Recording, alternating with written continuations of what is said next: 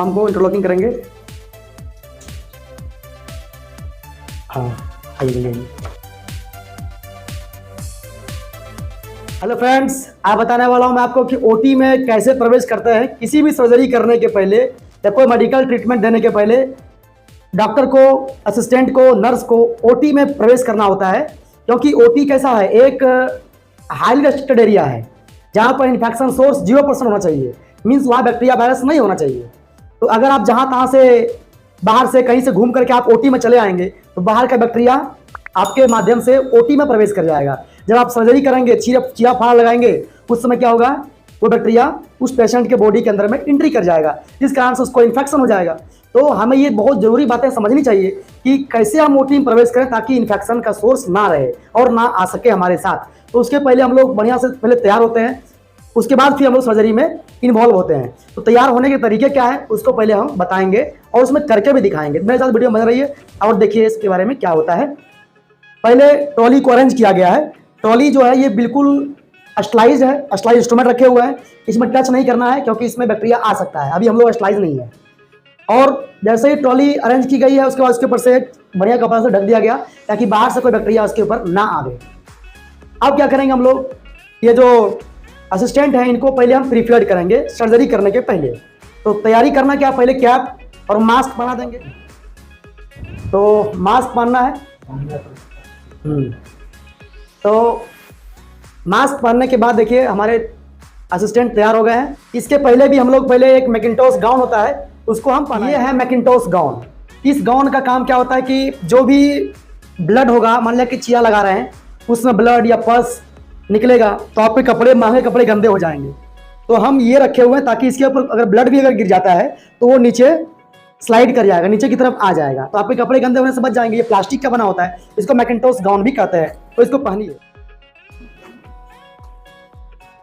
तो ये Macintosh gown पहनने के बाद तैयार हो गए हैं। अब हम बारी बारी से अब हैंड वॉशिंग का स्टेप को दिखाएंगे कि हैंड वॉशिंग का स्टेप हम कैसे करेंगे। 6 स्टेप होता है, तो हम बारी बारी दिखाएंगे, उसके बाद फिर ओटी में प्रवेश करके दिखाएंगे। तो चलिए बने रहिए आगे।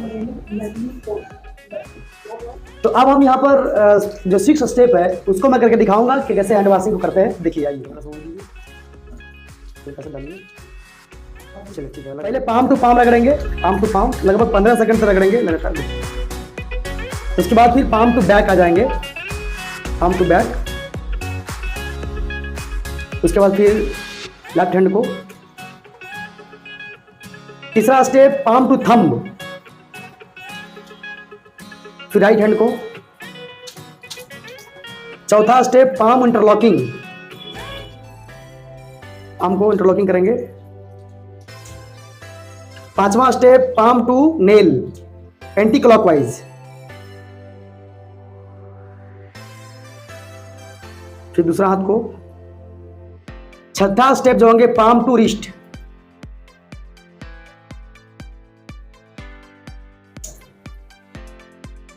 फिर हम हाथ को पूरे थ्रोली धो लेंगे ये टैप वाटर में। ध्यान रहे कि धोते वक्त में कहीं सटने से, ये बेसिन में, तो बेसिन में सटने से फिर हाथ आपका इन्फेक्टेड हो जाएगा। तो हमारा हैंड वॉशिंग का प्रोसेस पूरा हो चुका है। अब हम आगे बढ़ते हैं, हाथ को ऊपर रखेंगे इस तरह से। अभी ये हैंड वॉशिंग का प्रोसेस हमने क्लियर किया है, बताया है कैसे करना है। उसके बाद फिर हम हाथ को ऊपर रखेंगे और बॉडी से थोड़ा सा दूर। अगर लटका कर रखेंगे तो क्या होगा, नीचे के बैक्टीरिया हमारे हाथ पे चिपक जाएंगे। इससे बढ़िया हो कि हम हाथ को ऊपर करके रखें। तो इस तरह से करके हमें आगे बढ़नी है आगे। तो अब ये ओटी में जाएंगे अंदर की तरफ, और ये शोल्डर के माध्यम से, यानी कि हाथ को टच नहीं करना है, और ये शोल्डर जो कंधा जो होगा, इस कंधे से उस गेट को खोलेंगे। ये ओटी लेबोरेटरी हमारा। चलिए आगे बढ़िए। हाँ आइए। अंदर में आने के बाद जो स्टाफ होंगे, जो असिस्टेंट होंगे, वो स्पिरिट देंगे हाथ के ऊपर में।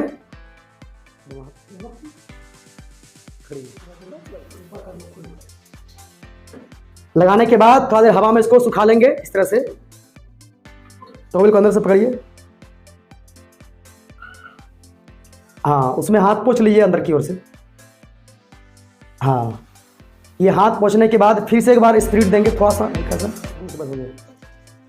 हाथ को सुखा लेंगे हवा में। गाउन लीजिए, गाउन में जो खुला हुआ है उसको बंद लीजिए, उठाइए। अंदर वाला भाग, हाँ। जब ये सर्जन इस तरह से हाथ को बांध लेंगे तो पीछे से जो असिस्टेंट होंगे वो बांधेंगे।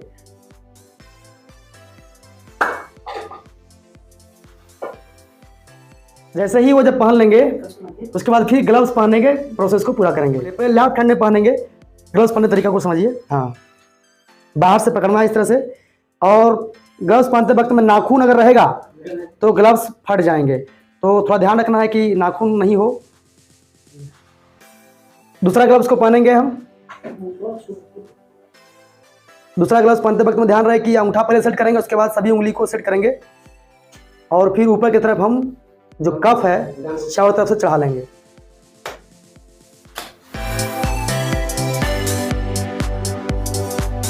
तो ये सब कुछ पहन के अब रेडी हो गए। अब ये सर्जरी में इन्वॉल्व हो सकते हैं।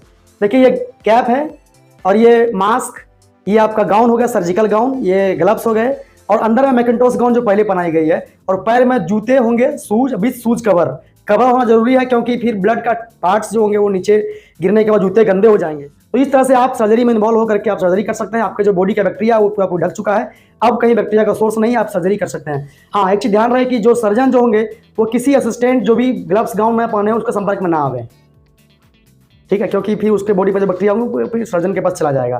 तो ये है तरीका पहनने का, पूरा ओटी में प्रवेश करने का तरीका है, और गाउन, कैप, मास्क, ग्लव्स ही पहनने का तरीका हुआ। तो हम आशा करते हैं कि आपको जानकारी अच्छी लगी होगी। और भी कुछ जानना हो तो आप कमेंट करें और लाइक सब्सक्राइब जरूर करिए, और वीडियो को आगे भी शेयर करिए ताकि लोगों को जानकारी मिले। आपका दिन शुभ हो, मंगलमय। बहुत बहुत धन्यवाद।